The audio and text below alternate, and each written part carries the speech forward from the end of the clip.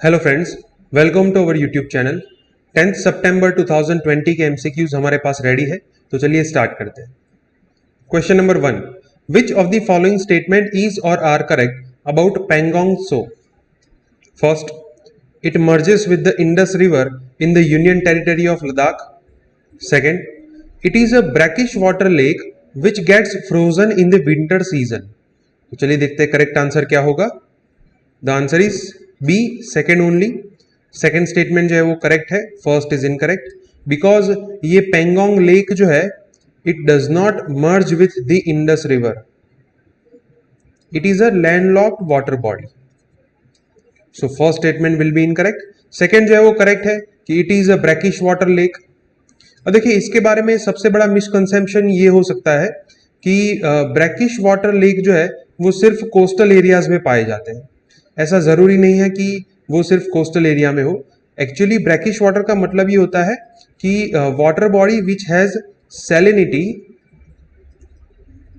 More than the fresh water lake but less than the sea water. मतलब कि जो समंदर के अंदर पानी है उससे सैलिनिटी कम होगी, लेकिन फ्रेश वाटर से सैलिनिटी जो है वो ज्यादा होगी। तो ऐसे वाटर बॉडीज को जनरली ब्रैकिश वाटर लेक कहते हैं। तो पेंगोंग लेक जो है it is a brackish water body और विंटर सीजन में वो फ्रीज हो जाता है। So second statement is correct और answer is B, second only.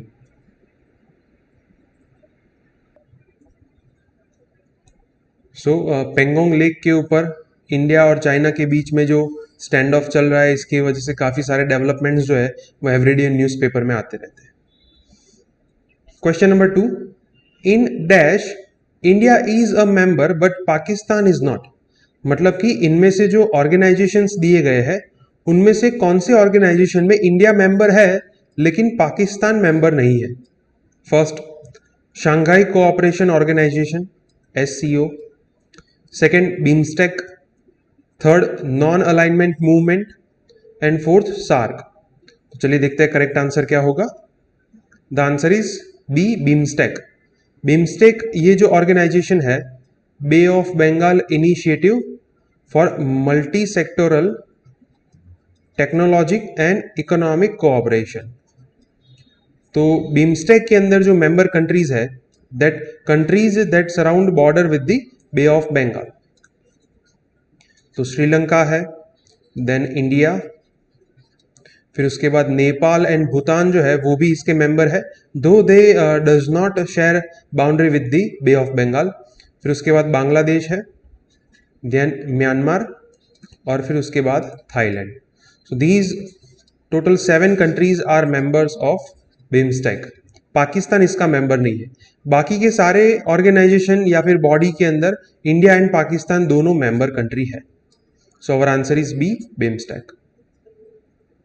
Again ये जो इंडिया चाइना के बीच में कन्फ्लिक्ट चल रहा है, इसकी वजह से जो शंघाई कोऑपरेशन ऑर्गेनाइजेशन की एनुअल मीटिंग होने वाली थी वो भी न्यूज़ में है और उसकी वजह से भी काफ़ी सारे चेंजेस आए हैं इंडिया चाइना रिलेशंस में।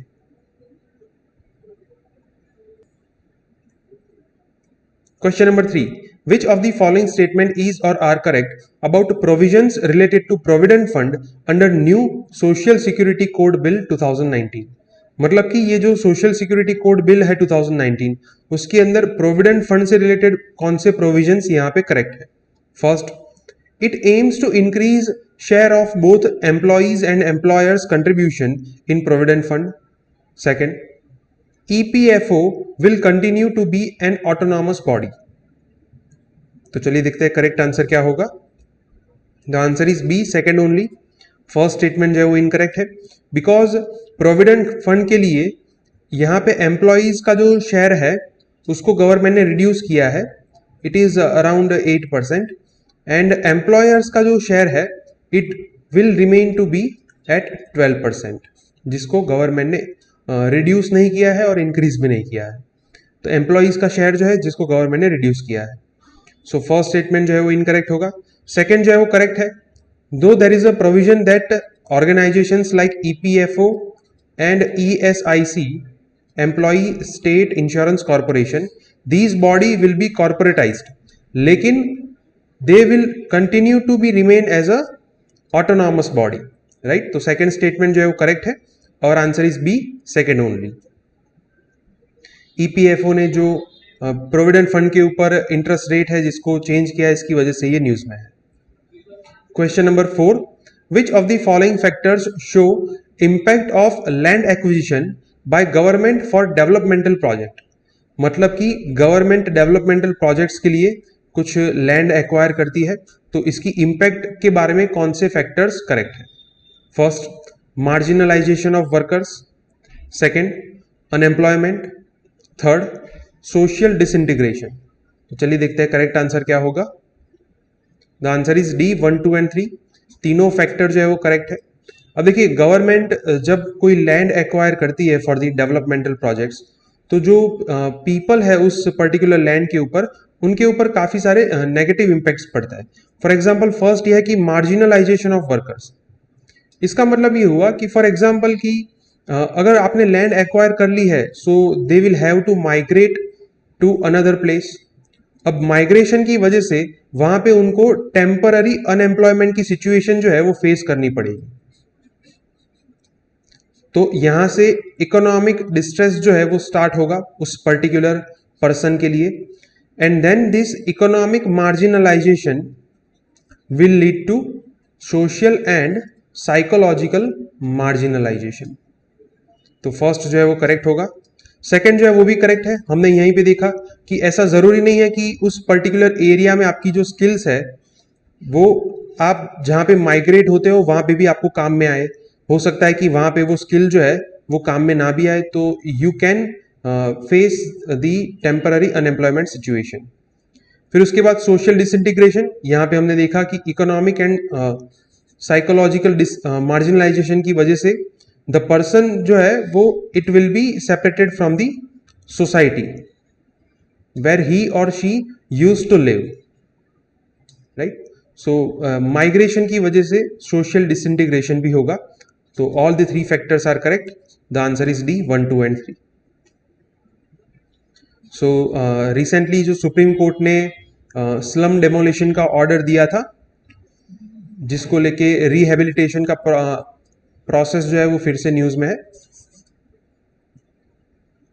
Question number 5, identify the freedom fighter और लीडर और politician from the description given below. मतलब यहाँ पे जो डिस्क्रिप्शन दिया है उसके बेसिस पे आप फ्रीडम फाइटर या फिर लीडर या फिर पॉलिटिशियन को आइडेंटिफाई कीजिए। First, he was the first chief minister of Uttar Pradesh.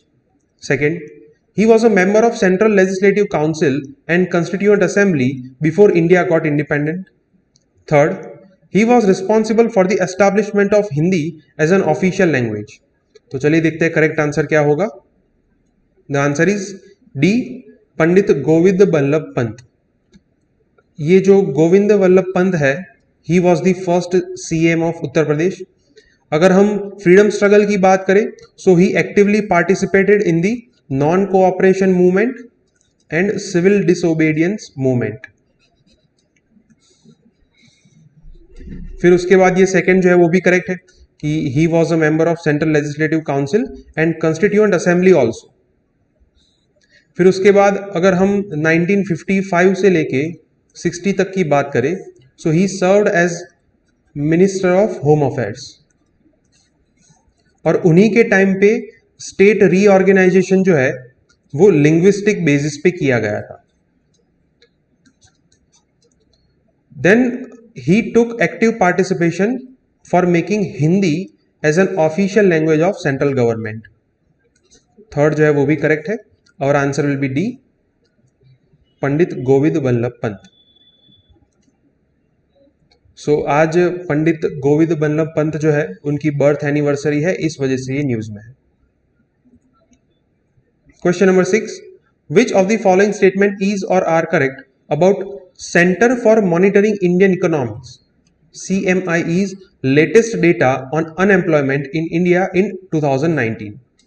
First, unemployment in India has decreased. Second, labor participation rate has improved. तो चलिए देखते हैं करेक्ट आंसर क्या होगा। The answer is D, neither 1 nor 2। दोनों स्टेटमेंट जो है वो इनकरेक्ट है। अब देखिए, ये पर्टिकुलर डेटा जो है वो पब्लिश हुआ था फरवरी 2019 में।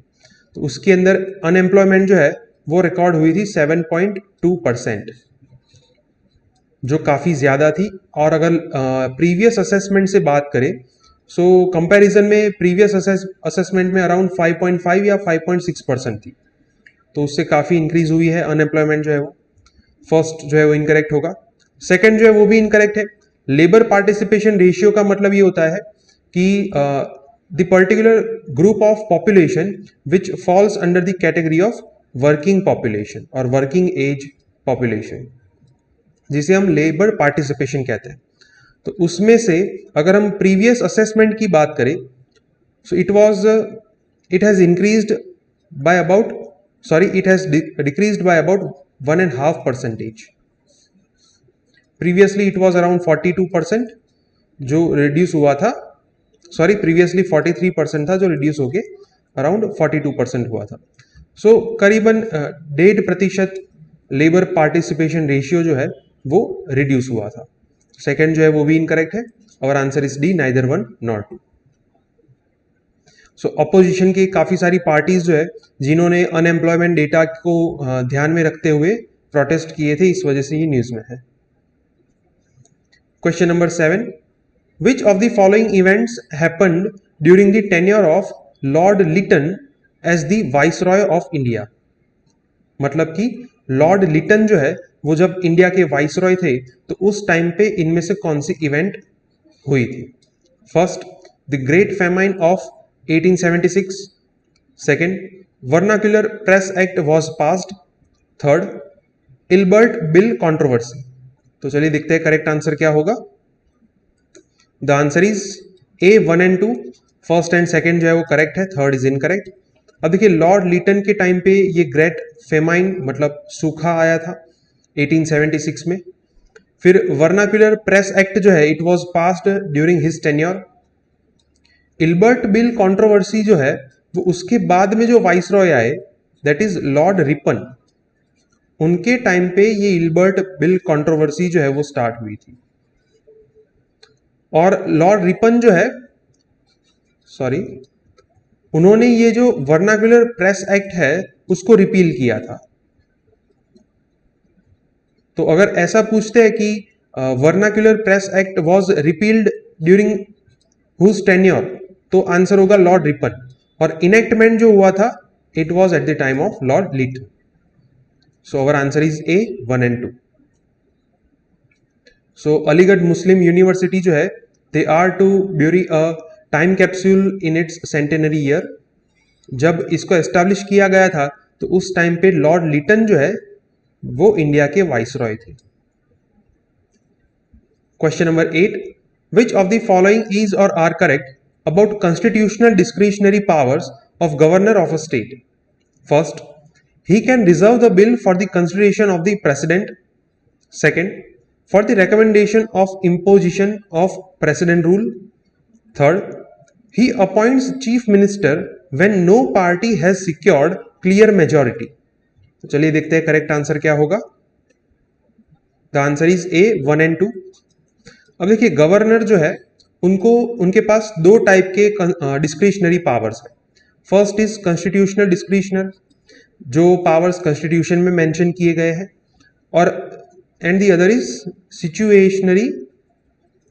सिचुएशनल डिस्क्रिशनरी पावर्स, जो जब सिचुएशन आती है तो उस टाइम पे गवर्नर कुछ सर्टेन पावर्स यूज कर सकते हैं। और फर्स्ट एंड सेकेंड जो है वो कॉन्स्टिट्यूशन में मेंशन किए गए हैं। फॉर एग्जाम्पल फर्स्ट जो है कि अगर स्टेट गवर्नमेंट कोई बिल रिप्रेजेंट करती है गवर्नर को, then governor can reserve the bill for the consideration of president. So he has absolute veto in this consideration. तो फर्स्ट जो है वो करेक्ट होगा। दूसरा भी करेक्ट है कि गवर्नर के पास ये अथॉरिटी है किसी भी स्टेट के अंदर प्रेसिडेंट रूल अगर इम्पोज करना है तो उनको काउंसिल ऑफ मिनिस्टर की परमिशन लेने की जरूरत नहीं है। तो सेकंड जो है वो भी करेक्ट है। थर्ड जो है वो इनकरेक्ट है, बिकॉज ऐसी सिचुएशन जो है वो एवरी टाइम नहीं आती।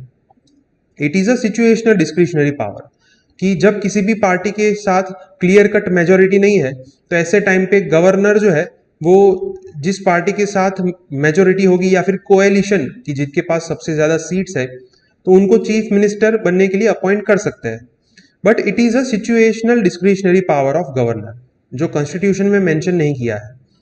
थर्ड जो है वो इनकरेक्ट होगा। The answer will B A 1 and 2। सो राजस्थान के गवर्नर जो है उन्होंने अपना स्टेटमेंट दिया है कि उन्होंने असेंबली सेशन के अंदर जो भी किया, I acted within limited discretionary powers. Question number 9, which of the following statement is और are correct about household social consumption education report? First, it was recently published by Ministry of Education. Second, less than 50% of rural households have access to secondary schools. Third, majority of households in urban areas have shown preference for private schools. तो चलिए देखते हैं correct answer क्या होगा। The answer is B, second and third. First जो है वो incorrect है, बिकॉज ये जो सर्वे है it was recently published by national statistical organisation, NSO ने ये पब्लिश किया था रिपोर्ट। सेकेंड जो है वो करेक्ट है, around 38% of rural households have access to secondary schools. और अगर अर्बन एरिया के साथ कंपेयर करें, so in urban area it is 70%। So rural urban gap जो है वो काफी ज्यादा है। सेकेंड स्टेटमेंट जो है वो करेक्ट होगा। थर्ड जो है वो भी करेक्ट है कि अर्बन एरियाज के अंदर अगर लोगों के पास जाके ये सर्वे किया गया, so they prefer private schools rather than government schools. और रूरल एरिया के अंदर ये रिजल्ट जो है वो ऑपोजिट है, मतलब कि रूरल पॉपुलेशन जो है वो गवर्नमेंट स्कूल्स को ज्यादा प्रेफर करता है as compare to private schools. So our answer is B, second and third. तो ये जो सर्वे रिसेंटली एनएसओ ने पब्लिश किया था उसके बारे में आज के न्यूज़पेपर में काफी अच्छा आर्टिकल है, आपको पढ़ना चाहिए। Question number 10, which of the following statement is or are correct? First, genetically modified GM crops reduces cost of weeding. Second, India does not allow any kind of GM crops production. तो चलिए देखते हैं correct answer क्या होगा। The answer is A, 1 only। First जो है वो correct है कि अगर आप GM क्रॉप को प्रोड्यूस करते हैं then it reduces the higher cost of weeding. Second जो है वो इनकरेक्ट है, बिकॉज इंडिया के अंदर एक क्रॉप है that is BT cotton which is allowed by the government for the production. It is the only genetically modified crop which is allowed for the production in India. India के अंदर इसकी genetically modified crops को approve करने की apex body कौन सी है? Genetically engineered appraisal committee. So our answer is A, 1 only. So BT cotton जो है उसके बारे में आज के न्यूज़पेपर में काफी अच्छा आर्टिकल है। Despite funding finding huge favour in India, GM crops has only brought modest benefits. Okay friends, तो आज के 10 MCQs यहाँ पे कंप्लीट होते हैं। अगर आपको कोई डाउट है तो आप कमेंट सेक्शन में लिख सकते हैं। हमारी वीडियो पसंद आए तो इसे लाइक कीजिए और हमारे चैनल को सब्सक्राइब कीजिए। Thank you.